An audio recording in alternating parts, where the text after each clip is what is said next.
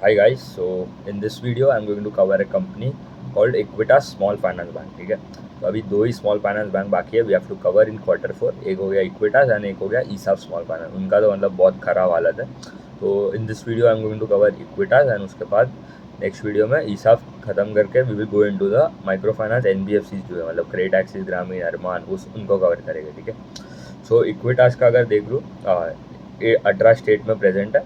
उनके around 995 banking outlet मतलब उनके ब्रांचेज ATMs जो बोलना है. तो इनका AUM का साइज़ देखो 38,000 करोड़ के आसपास का साइज़ है. तो मतलब फेयरली रीजनेबल, थोड़ा बड़ा भी साइज़ हो गया. AUM का ग्रोथ देखो दैट वाज 11% वाई मतलब बहुत ही कम था. इन सब का मतलब all the small finance bank में आप देखो हार्डली मतलब 20%, 15-20% के आसपास ही सबका ग्रोथ आ रहा है इन Q4 में. डिसबर्समेंट डी ग्रू 16% क्योंकि माइक्रो फाइनेंस में सब प्रॉब्लम्स ही है अभी भी. It exist but they are now improving. उनका पीपॉप जो होता है ऑपरेटिंग प्रॉफिट जो होता है that degrew 17%. PAT fell around 80%. And पूरे साल का अगर देखूँ तो पैट वॉज डाउन अराउंड 82%. ठीक है, लाइबिलिटी साइड में अगर थोड़ा देख लो तो डिपॉजिट का ग्रोथ था around 20% and Kasa ratio was around 29%. Last year अगर देखो इट वॉज अराउंड 32%. तो थोड़ा वहाँ पे भी थोड़ा प्रेशर आ रहा है कासा में. CASA is basically current account saving account.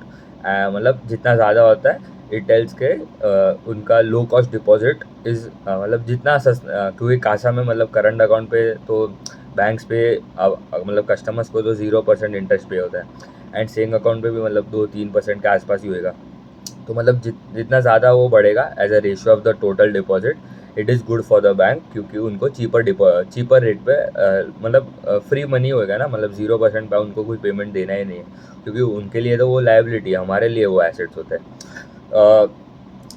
उनका अगर देखो पूरा सिक्योर्ड एंड अनसिक्योर्ड का मिक्स देखो FY24 में उनका 82% was secured and unsecured was around 18%. ठीक है, अभी now in this year FY25 वो रेशियो बढ़ के हो गया सिक्योर्ड वाला 88% हो गया, अनसिक्योर्ड 12% हो गया. तो मतलब अभी सब companies are now targeting more into the secured वाले सेगमेंट में क्योंकि वहाँ पे मतलब प्रेशर उतना नहीं होगा. मतलब अनसिक्योर्ड में अभी जो प्रॉब्लम्स हो माइक्रो फाइनेंस स्पेशली देखूँ तो वहाँ पे मतलब एसेट क्वालिटी सबका इसलिए ख़राब हो रहा है. डेलिंक्वेंसी बढ़ रहा है, कलेक्शन एफिशिएंसी भी मतलब ख़राब हो गए सबके. प्रोविजन इतना बढ़ गए, क्रेडिट कॉस्ट भी इतने बढ़ गए सबके. तो इनका पूरा अगर AUM देखो उनका जो business loan small business loans जो होता है माइक्रो लैब वाले segment that is 43% of the book जो सिक्योर्ड है. ठीक है, MSME loans is around 4%. Vehicle financing मतलब 2 व्हीलर 3 व्हीलर को कमर्शियल व्हीकल वो वाला इज अराउंड 25%. हाउसिंग फाइनेंस वाला सेगमेंट होम लोन वाला दैट इज अराउंड 13%. NBFCs को भी लेंडिंग 1% है एंड जो दूसरा जो अनसिक्योर्ड माइक्रो फाइनेंस इज 12%. ठीक है, तो अभी तक जो मैंने बोला वो सब सिक्योर्ड है, खाली माइक्रो फाइनेंस 12% जो अनसिक्योर्ड है. उनका रिटर्न रेशियोज भी देखो ROA का नंबर 0.3 हो गया. लास्ट क्वार्टर 0.5 था, उसके पहले इट वॉज अराउंड 0.8, 0.9, 1.5. तो मतलब वहाँ से डिक्लाइन आ रहा है. ठीक है, वहाँ पे ROE का नंबर भी अराउंड 2.8% के आसपास है. लास्ट क्वार्टर 4 था, उसके पहले अराउंड 7-8% के आसपास था. तो वहाँ पे भी डिक्लाइन आ रहा था. उनका अगर यील्ड देखो, yield is basically the rate at which Equitas will lend to its customers. ठीक है, तो that was around 16.3%. Last quarter 16.5 था, उसके पहले 16.7. तो ये कम क्यों हो रहा है क्योंकि प्रोडक्ट मिक्स में चेंज आ रहा है. प्रोडक्ट मिक्स में क्या चेंज आ रहा है, माइक्रो फाइनेंस वाला जो हाई यील्ड प्रोडक्ट है मतलब जहाँ पे दे कैन चार्ज अराउंड 20-25% के आसपास का रेट चार्ज कर सकते हैं कस्टमर को, वो कम कर रहे हैं. तो ओवरऑल अगर पूरे बुक का अगर वेटेड एवरेज यील्ड जो ओवरऑल यील्ड जो होता है वो भी निकाले तो वो डिक्लाइन भी होएगा. ठीक है, तो एक वो रीज़न है कि द यील्ड का डिक्लाइन वहाँ से आ रहा है. कॉस्ट ऑफ फंड जो रेट पे वो पैसा बोरो कर दे from other banks other NBFCs that standard around 7.54. Last quarter 7.49 था. तो निम्स भी मतलब वहाँ पे प्रेशर आ रहा है. NIMS decline from 7.39 last quarter, अभी हो गया 7.13. तो वहाँ पे भी प्रेशर है क्योंकि मतलब प्रोडक्ट मिक्स में चेंज आ रहा है. बट अभी थोड़ा एक बेनिफिट आ सकता है क्योंकि अभी जो रेपो रेट के कट्स आ रहे हैं. ठीक है, तो that would help them to reduce the cost of funds. तो आगे जाके प्रेशर तो रहेगा यील्ड पे, जो मतलब जो निम्स पे प्रेशर रहेगा बट थोड़ा कम रहेगा. ठीक है, तो मतलब एक एक अच्छा बेनिफिट मिल रहा है कि रेट कट्स जो हो गए that would benefit to adjust the NIMs. ठीक है, एसेट क्वालिटी में देखो तो GNPA NNPA इम्प्रूव हुआ. ठीक है, GNPA was around 2.89, last quarter 2.97 था. तो वहाँ पे एक इम्प्रूवमेंट आया. NNPA 0.9 था, 0.98, लास्ट क्वार्टर 0.96 था, मतलब वो भी स्टेबल ही है अराउंड। टॉप स्टेट मतलब वहाँ पे उनका मेजोरिटी जो AUM कौन से स्टेट से आता है, तमिलनाडु अराउंड 46%, 4.6% कॉन्ट्रीब्यूट करता है, Karnataka is around 13% and Maharashtra is around 15%। तो ये अगर देखो तो 30% AUM तो यहाँ से ही आ जाता है उनका। और दूसरा अगर देखो इनका जो स्लिपेज, जो फ्रेश पार एक्रीशन, पार फ्लोज जो बोलते हैं, मतलब क्या, फ्रॉम द जो लोन्स अच्छे थे, ठीक है, जो कस्टमर्स टाइम पे कर रहे थे, एंड वो अभी लेट हो गए पेमेंट में, मतलब 1 to 30 बकेट जो होता है, मतलब ऐसे बकेट मतलब DPD bucket, days pass due होता है। इसका मतलब क्या कि ऐसे कस्टमर जो अभी तक टाइम पे पेमेंट कर रहे थे और ये महीने वो पे नहीं कर पाए, तो they flowed into 1 to 30 day का DPD, मतलब 1 day has been pass from the date of EMI, minimum and maximum 30 days have been passed from the date of EMI, and वो रेंज में अगर वो कस्टमर लाइक करते हैं, मतलब उन्होंने अभी तक पेमेंट नहीं किया EMI का, तो वो अमाउंट जो है that would lie into 1 to 30 DPD वाले। तो हमें सब देखना नहीं उतना मेजोरिटी, हमें देखना है डायरेक्शन, ठीक है। तो पहले कितना था, अराउंड 90 इन जनवरी में अगर देखूँ तो 1 to 30 बकेट का जो एक्स बकेट का क्या बोलते हैं, MFI का जो माइक्रो फाइनेंस वाला स्पेशली फ्रेश इनफ्लोज जो होता है, दैट वॉज अराउंड 96 करोड़ के आसपास, मतलब 96 करोड़ लेट हो गए पेमेंट में। फिर फेब्रुवरी में वो 88 करोड़ हुए, and in March it reduce to around 62 crore, ठीक है। तो डायरेक्शन देखना है, ठीक है, 90 से आ रहा है 60, तो दैट इज़ गुड कि भाई पेमेंट लेट तो हो रहा है पेमेंट, बट जो रेट से पहले हो रहा था वो रेट से अभी मतलब कम हो रहा है, तो that is the one good sign. फिर कलेक्शन एफिशिएंसी अगर देखो, एक्स बकेट कलेक्शन एफिशिएंसी, मतलब जो कस्टमर्स टाइम पे कर रहे थे वही, मतलब सिमिलर ही है, बट जो कस्टमर्स टाइम पे कर रहे थे एंड वो अभी तक मतलब अच्छा रेट से पेमेंट कर रहे कंटिन्यूसली, दे आर जो ख़राब नहीं हुए अभी तक जो लोन्स। तो जनवरी में वो नंबर था अराउंड 97.7%, फेब्रुवरी में वो 97.8, एंड अभी इन मार्च अगर देखो तो इट वॉज 98.3, तो वो भी ऊपर जा रहे हैं, तो कलेक्शन एफिशिएंसी ऊपर जा रहा है। कलेक्शन एफिशिएंसी आप देखो, मतलब अगर इफ़ यू हैड एनालाइज की बाई यू आर, अगर आप बैंक हो, ठीक है, आपको अराउंड 100 रुपीज़ ये मंथ आप कलेक्ट करने वाले थे एज एन EMI, बट आपको कितना है, खाली 98 रुपीज़, तो 98% इज अ कलेक्शन एफिशिएंसी, वही होता है कलेक्शन एफिशिएंसी। तो इनका 97.7 से it has come up to 98.3 in March, तो that is a good sign.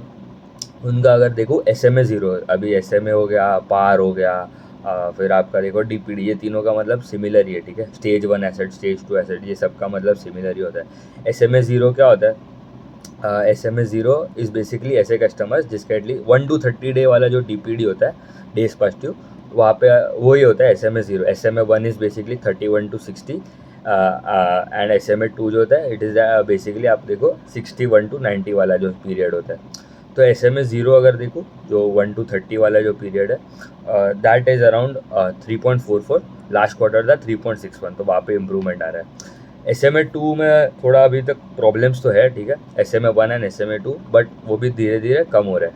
तो 2.76 था, लास्ट क्वार्टर 2.52 था, एंड SMA 2 अगर देखो 1.72 था, लास्ट क्वार्टर 1.85 था, तो वहाँ पे इम्प्रूवमेंट आ रहा है। SMA 2 and SMA 0 are improving, तो we are seeing some signs of improvement. आप देखो सब अगर आप कौन कॉल भी आप रीड करोगे from all the micro finance NBFCs, small finance banks भी देखे, we have looked at almost all the small finance bank, ठीक है, Suryoday, Utkarsh, Ujjivan, AU small finance bank, Jana small finance bank, तो ये सब में सब ऑल आर टेलिंग कि भाई H2 will be much better compare to H1 of FY26। तो अभी तक इम्प्रूव तो हो रहा है situation, but in terms of आप देखो ग्रोथ, जो रेट से ग्रोथ आना चाहिए था वो रेट, मतलब जो पहले जो ग्रो कर रहे थे दे वर ग्रोइंग अराउंड 30%, 35%, सबका अगर देखो मिनिमम 25% के आसपास तो ग्रोथ था ही, 20-25%। अभी now they are struggling to, मतलब 15% भी नहीं आ रहा है ग्रोथ। तो ये वो एक प्रॉब्लम है in all the small finance bank. But अगर देखो पूरे अगर स्मॉल फाइनेंस बैंक में इन टर्म्स ऑफ ग्रोथ, क्योंकि मार्जिन्स तो सबके कॉम्प्रेस हो रहे हैं, ठीक है, इन टर्म्स ऑफ ग्रोथ देखो तो सूर्योदय एंड AU जो है that are they well above the average देखो या पूरे ग्रोथ में, क्योंकि सूर्योदय का टारगेट है 30-35% का AUM growth, and AU is targeting around 25%। फिर आगे जना कैपिटल स्मॉल फाइनेंस बैंक जो 20% का टारगेट दे रहे हैं, and Equitas is also targeting around 18-20% का AUM का ग्रोथ आना चाहिए इन FY26। तो ये एक अच्छा है कि भाई अराउंड 20% आ सकता है। उन थोड़े लोग ने तो गाइडेंस भी नहीं दिया, मतलब उत्कर्ष ने गाइडेंस नहीं दिया, they would give the guidance in Q1 में बोले गए। उज्जीवन हैज ऑल्सो टोल्ड कि they would give the guidance in Q1 of FY26। ईसाफ का तो मैं मतलब उनका तो मतलब बहुत हालत ख़राब है, तो we will look at that result as well in the next video. But अभी अगर देखो तो अभी अभी ये क्या कर रहे हैं, अराउंड अभी जो 12% जो MFI वाला जो अनसिक्योर्ड वाला सेगमेंट है, वो बोल रहे हैं कि वो और कम हो जाएगा टू अराउंड 6 to 7% हो जाएगा इन FY26। तो मतलब निम्स में थोड़ा और प्रेशर तो रहेगा, क्योंकि यील्ड में मतलब क्योंकि अभी यील्ड वहाँ पे सबसे ज़्यादा होता है। बट अभी उन्होंने वो भी बोला है कि वो अभी सिक्योर्ड वाले सेगमेंट में जो हाई यील्डिंग प्रोडक्ट्स है, मतलब आप समझ लो माइक्रो लैब वाला। माइक्रो लैब क्या होता है? लैब होता है लोन अगेंस्ट प्रॉपर्टी।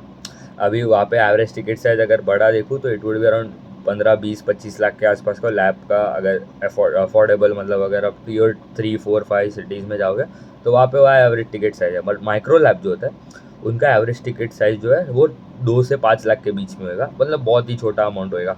एंड वहाँ पे दे कैन चार्ज यील्ड्स, जो रेट पे वो चार्ज करते हैं कस्टमर्स को, दैट वुड बी अराउंड 18%। तो मतलब एक तो 18% पे आप लेंड कर रहे हो एंड वो सिक्योर्ड भी है, मतलब मॉर्गेज बैक भी है, तो दैट इज़ गुड साइन। तो वो जब माइक्रो फाइनेंस पे जो मतलब जहाँ पे निम्स पे वो प्रेशर आ रहा है, तो they are trying to divert that pressure and they are trying to recover that from जो माइक्रो लैब वाला सेगमेंट जो बढ़ा रहे हैं, ठीक है।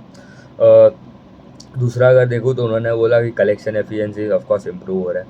एंड उन्होंने guidance for the credit cost वो लोग ने बोला है that would be provided in Q1 of FY26, ठीक है। तो ग्रोथ में अगर देखूँ 18 से 20% ग्रोथ, ROA का number they are targeting greater than 1% in FY26।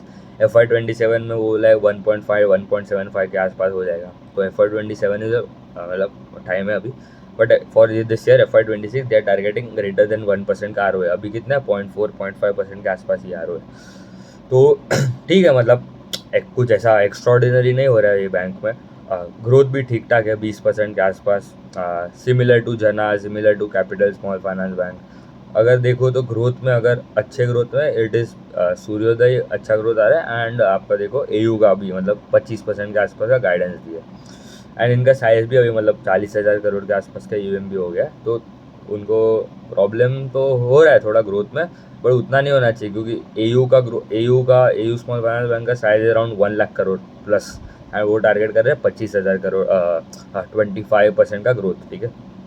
ठीक है, ट्रैक करना पड़ेगा। ठीक ठाक कंपनी है, ग्रोथ भी रीजनेबल है, एवरेज ग्रोथ है पूरे इंडस्ट्री के, मतलब उतना कुछ एक्साइटिंग लग नहीं रहा है। बट हाँ, इम्प्रूव हो रहा है, सब इम्प्रूव हो गया, ऐसा नहीं है कि। बट थोड़े कंपनीज विल बी बेटर, थोड़े क्विकली रिकवर हो जाएगा एंड थोड़े में थोड़ा प्रॉब्लम होगा, लाइक ईसाफ, ठीक है। Thank you.